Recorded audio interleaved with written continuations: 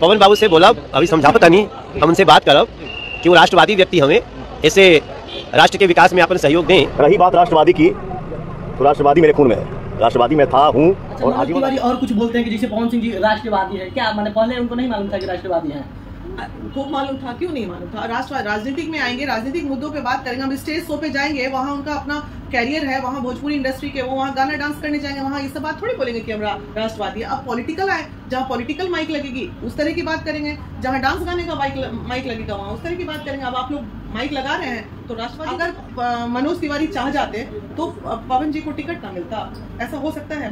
मनोज तिवारी आए, उठा के मनीष भाई को ले गए, वहाँ वो सब करा दिए, इनको भी लेने आए थे, ये तो नहीं गए, लेकिन ऐसा नहीं है कुछ। देखिए, बहुत लोग का ये भी कहना होता है कि बीजेपी उनके साथ छल किया है, क्या ये भी आपको लगता है? डेफिनेटली किए, इसलिए किए हैं क्योंकि आप बताइए, जो व्यक्ति ने 87 लगभग 90 कह सकते हैं कार्यक्रम, उसने अपने आप को प्रचारक के रूप में खुल के किए।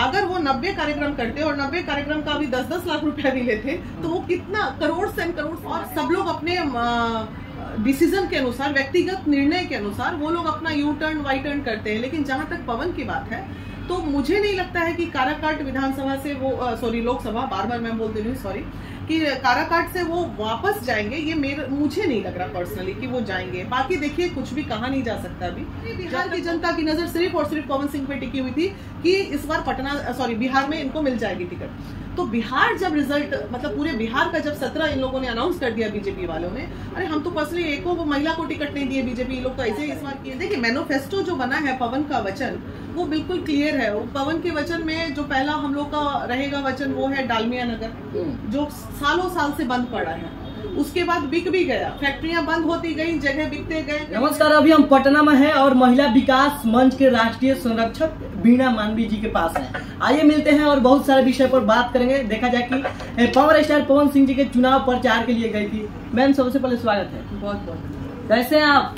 अच्छे हैं। अच्छा, प्रचार करने के लिए गए थे, क्या कहिएगा, क्या माहौल है वहाँ के लिए? देखिए, पहली बात तो ये मैं बात बता दूं आपको कि आज तक महिला विकास मंच ने कभी भी किसी भी पार्टी का प्रचार नहीं किया। सही बात है। और मुझे कभी देखा भी नहीं गया होगा कि मैं किसी पॉलिटिशियन की प्रचारक हूँ।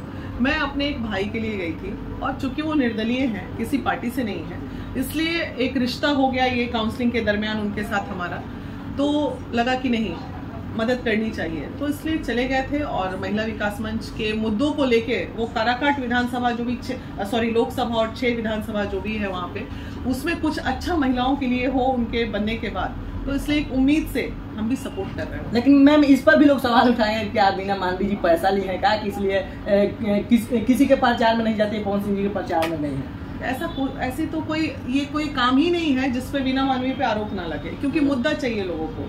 दूसरी बात है, मैं बार बार आप लोगों को कहती हूँ कि वीणा मानवी को खरीदने का औकात इस धरती पे किसी की नहीं है, तो पवन सिंह क्या हमको खरीदेंगे? अच्छा, पवन सिंह नहीं खरीदेगा? क्यों खरीदेंगे भाई, वो हमको खरीदेंगे क्यों? सवाल ही नहीं। जहाँ रिश्ता है, जहाँ भाई बहन का रिश्ता है, वहाँ बिकने का सवाल कहाँ आता है? खरीदने की तो बात ही एकदम छोड़ दीजिए। बिल्कुल नहीं, ऐसी कोई बात नहीं। मैं उस दिन भी गई हूँ तो मैं अपने खर्चे पे गई हूँ, अपने खर्चे पे आई हूँ, ना तो मैंने पवन जी से कोई पैसे लिए हैं, ना तो मैंने ये किया। लेकिन बहुत लोग का सवाल बनता था इस पर, क्लियर कर दीजिए भाई सवाल। वीणा मानवी पवन भाई से जब भी जाएगी आएगी, कोई पैसा नहीं लेगी, वीणा मानवी नहीं लेगी। और अच्छा, कैसा माहौल है मैम वहाँ? आप तो गई थी। देखिए, माहौल अच्छा है, बहुत अच्छा, और युवाओं के लिए तो खैर पूछिए मत। जो होड़ चल रही है, एक ही हवा चल ही रहा है, वो है पवन ही चल रहा है, उस हवा चल रहा है, पवन का ही हवा चल रहा है। लेकिन बहुत लोग बोल रहे हैं कि जय पवन तय पवन। क्या लगता है, जैसे आप महिला के लिए घूम रहे हैं, तो क्या महिलाएं कितना ज्यादा सपोर्ट? नहीं, महिलाएं भी बहुत ज्यादा सपोर्ट कर रही है। अभी देखिए, कल से महिला विकास मंच की और भी जो वहाँ की टीम है, सारे लोग वहाँ पे जा रहे हैं। जो भी हमारा एफर्ट है वो हम लगाएंगे, इसलिए लगाएंगे कि चलो ठीक है। अब लोग पूछेगा कि आप क्यों एफर्ट लगा रहे हैं, तो हम इसलिए एफर्ट लगा रहे हैं कि आज तक 10 साल नहीं, इतने सालों में हमने करोड़ों रुपया खर्च करके या फिर अपना पूरा कीमती समय देके समाज में योगदान दिया है। और आज अगर थोड़े से पैसे खर्च करके, थोड़े से एफर्ट्स लगा के एक भाई अगर मंत्री बन जाता है, तो शायद कितना उत्थान कर पाएंगे हम महिलाओं का, फिर हमारा काम उस क्षेत्र का थोड़ा आसान हो जाएगा। अच्छा, हमारा स्वार्थ यही है। अच्छा, काराकाट क्षेत्र के लिए महिला हो या पुरुष हो, कैसे वहाँ समझाइएगा, सिखाइएगा, क्या करेंगे? देखिए, मैनिफेस्टो जो बना है पवन का वचन वो बिल्कुल क्लियर है। पवन के वचन में जो पहला हम लोग का रहेगा वचन वो है डालमिया नगर, जो सालों साल से बंद पड़ा है, उसके बाद बिक भी गया, फैक्ट्रियां बंद होती गई, जगह बिकते गए, कहीं रेल, छोड़िए वो पुरानी बातें हैं, किधर बिका क्या बिका। दूसरी बात है कितना रोजगार चला गया। एक तो वो डालमिया नगर का बंद कारखाने चालू कराने की बात होनी चाहिए। दूसरी बात होनी चाहिए महिलाओं के सृजन, रोजगार, विकास, स्वास्थ्य सुविधा जो कहीं पे भी प्रॉपर, नॉट ओनली आप बिहार में किसी भी सरकारी अस्पताल में चले जाइए, हम नहीं कहेंगे कि काराकाट विधान लोकसभा के अंतर्गत किसी भी थोड़ा मतलब पटना क्षेत्र छोड़ के कहीं भी चले जाइए, पूरा स्वास्थ्य विभाग डमाडोल है। तो इन तमाम चीजों पे नजर रखने का काम वो करेंगे, और वो जमीनी लड़का है, वो करेगा भाई, वो करेंगे, वो अगर बनेंगे तो करेंगे। लेकिन बहुत लोग का ये भी कहना होता है कि भोजपुरी इंडस्ट्री से आते हैं, हो सकता है कि जीत कर चले जाएंगे, फिर उसी इंडस्ट्री में जैसे गाना का शूटिंग करना, वीडियो बनाना, एक गाना का तो गाना गाएंगे तो फिर आप लोग वो बात करें, एक गाना खाली अगर सरकार का फंड नहीं होगा ना, तो मान लीजिए कई चीजों में अगर सरकार से फंड नहीं मिला उनको, होता है ना, जो चीज चाहे, हर चीज तो सरकार नहीं करती, बस वो एक गाना गा देंगे ना, उनके गाना से इतना फंड आ जाएगा कि वो काम उसी से हो जाएगा। एक बात बताइए, कोई व्यक्ति अपना जीवन समाज में जब लेके आता है कि हम समाज की रक्षा करेंगे, तो समाज सेवा करने के लिए पहले वो व्यक्ति को सशक्त होना पड़ता है, उसका बैकग्राउंड स्ट्रांग होना पड़ता है। कि जो व्यक्ति, पवन में ऐसी कोई प्रॉब्लम नहीं है, पवन के साथ स्टार्टअप की कमी नहीं है, पैसे की कमी नहीं है, किसी वो जीवन में हर चीज उसने वो पा लिया, अब उसको जो करना है बस सेवा ही बचा है। क्योंकि अब वो मुकाम पे तो पहुंचे हुए व्यक्ति हैं, उनको थोड़ी अभी इतना बड़ा घर बना रहे, मार करोड़ों करोड़ का, तो क्या अरे भाई मंत्री बनने के बाद थोड़ी बनाएंगे, वो पहले से उसका अर्जा हुआ धन संपत्ति है भाई। अच्छा, क्या लगता है, मान लीजिए कि आप इतना बात बोलेंगे पवन सिंह जी करेंगे, नहीं किए तो 5 साल बाद जाएंगे। इतना लोग जो इतने दिन से थे वो क्या किए, जो नहीं किए तो उनको भगाइए, नए को मौका दीजिए। लेकिन वहाँ के लोग तो 5 साल के लिए फिर झेलेंगे, जो पहले हुआ था वही। अरे भाई अभी भी तो झेल ही रहे हो, अभी भी तो झेल ही रहे हो, जो थे उनको लेके आप झेल रहे हैं, तो दोबारा मत झेलिए, एक नए को मौका दीजिए, युवा को मौका दीजिए, शायद कुछ कर दे, उम्मीदें पे काम कर दे। और एक चीज जान लीजिए, ये पॉलिसी होती है, मैं तमाम बिहार वासियों को बताना चाह रही हूँ, देशवासियों को, कोई भी व्यक्ति जब पहली बार नेता, मंत्री, विधायक कुछ भी बनता है ना, तो अपना पहला 5 साल तो बहुत बम्पर काम करता है कोई भी व्यक्ति। दूसरा टर्म में ना वो फिर फॉर ग्रांटेड लेना शुरू, अरे अब तो हम ही जीता, फीलिंग आ जाती है। तो पहला साल तो भाई, पहला 5 साल पवन जम के काम करेंगे, इस बात की गारंटी तो हमारा अनुभव भी कहता है।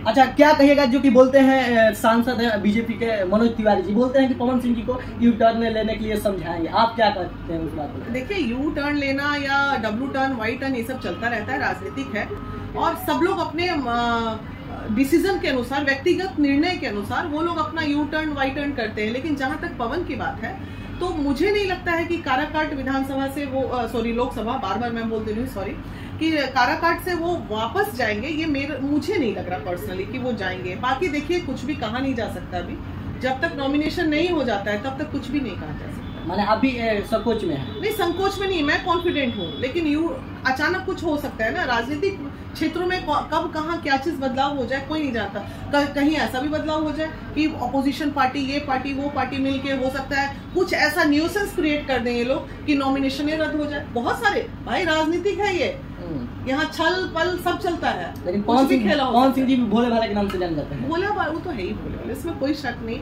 अगर पवन जी का जो मैंने जाना है कि अगर उनको एक जगह मटन चावल पे भोज मिल जाए और दूसरे जगह बोले कि आज आपको 20 लाख का प्रोग्राम शो करना है, वो व्यक्ति अगर कमिट कर दिया होगा तो वो शो छोड़ देगा वो, लेकिन अपने रिलेशंस को इतने निभाते हैं, वो मैंने देखा है आपसे। अच्छा, बहुत लोग का ये भी कहना होता है कि बीजेपी उनके साथ छल किया है, क्या ये भी आपको लगता है? डेफिनेटली किए, इसलिए किए हैं क्योंकि आप बताइए, जो व्यक्ति ने 87 लगभग 90 कह सकते हैं कार्यक्रम, उसने अपने आप को प्रचारक के रूप में खुल के किए।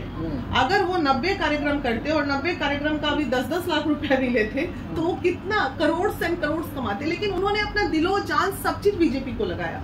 आपने आसनसोल से उनको टिकट दिया, आपने ले लिया किसी कारणवश भी, उसके बाद आपने वो इंतजार करते रहे कि बलिया मिल रहा है, हमको बलिया मिल रहा है, सुनते रहे बलिया मिल रहा है, यूपी मिल रहा है, वो इंतजार किया बंदा कि इस बार 19 में नहीं, ये लोग मेरे साथ कुछ किया तो बलिया दे देंगे।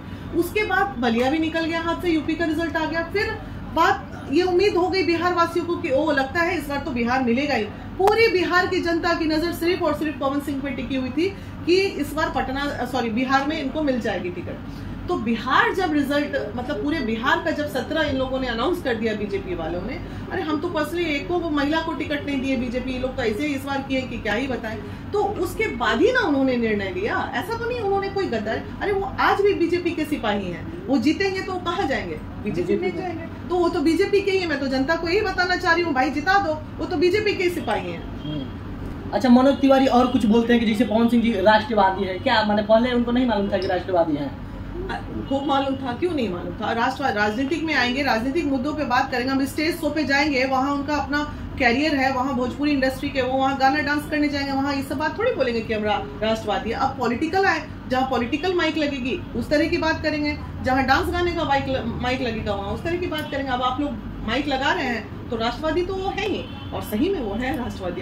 अच्छा, उनके सवाल से लगता है कि मनोज तिवारी शायद राष्ट्रवादी नहीं होंगे, तभी तो बोल रहे हैं कि पवन जी राष्ट्रवादी हैं। क्या मनोज तिवारी राष्ट्रवादी? मनोज तिवारी जी का भी कुछ कहना अभी नहीं कहा जा सकता है। बहुत सारी रणनीतियां जो हैं उनके द्वारा भी खेली गई हैं, ऐसा नहीं है। हम लोग जनता है तो हमें अनुभव नहीं है चीज़ों का। ठीक है, मैं पॉलिटिकल नहीं हूँ तो इसका मतलब ये भी नहीं कि पॉलिटिकल चीज़ों में हमारी नज़र नहीं रहती है। खूब समझते हैं, काम करके यहाँ तक 32 साल का अनुभव मेरे पास भी है कार्य क्षेत्र का, तो दुनियादारी हम भी समझते हैं।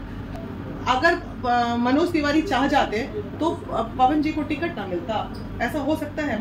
मनोज तिवारी आए, उठा के मनीष भाई को ले गए, वहाँ वो सब करा दिए, इनको भी लेने आए थे, ये तो नहीं गए। लेकिन ऐसा नहीं है कुछ। देखिए, रणनीतियां बड़ी पॉलिटिकल चीजों में बहुत गंदा है। ये सब चीजों से कौन कहाँ कब क्या पलटी मारेगा भाई, बड़ा अजीब दुनिया है, ये समझना मुश्किल है। मैम, लास्ट सवाल, देखा जाए कि पावर स्टार पवन सिंह जी के जो भी विरोधी हैं उनका क्या लहर था? जैसे राजाराम कुशवाहा होंगे और उपेंद्र कुशवाहा जी, क्या लहर था वहाँ? देखिए, राजाराम कुशवाहा जी को मैं बहुत ज्यादा पर्सनली नहीं जानती हूँ, लेकिन उपेंद्र कुशवाहा जी को मैंने नोटिस किया है, जाना है। उन्होंने अपना राजनीतिक कैरियर खुद ही बर्बाद किया है। जो पहले थे वो जिस तरह वो अपना करते गए, आज वो बहुत ही छोटे से अब उनका पार्टी हो गया, तो वो खुद ही दोषी है उस चीज के लिए मेरे नजर में। और राजाराम कुशवाहा और पवन जी में ही वहाँ पे जो होगा, ये तो वहाँ से गायब है। चलिए, इस वीडियो को लेकर आप क्या सोचते हैं? हमारे साथ महिला विकास के राष्ट्रीय अध्यक्ष संरक्षक बीना मैम जी हैं। आप क्या सोचते हैं इस वीडियो को लेकर? एक बार कमेंट सेक्शन में राय जरूर दीजिएगा। इसी के साथ मैं पवन बिहारी, झारखंड लाइव से जय हिंद।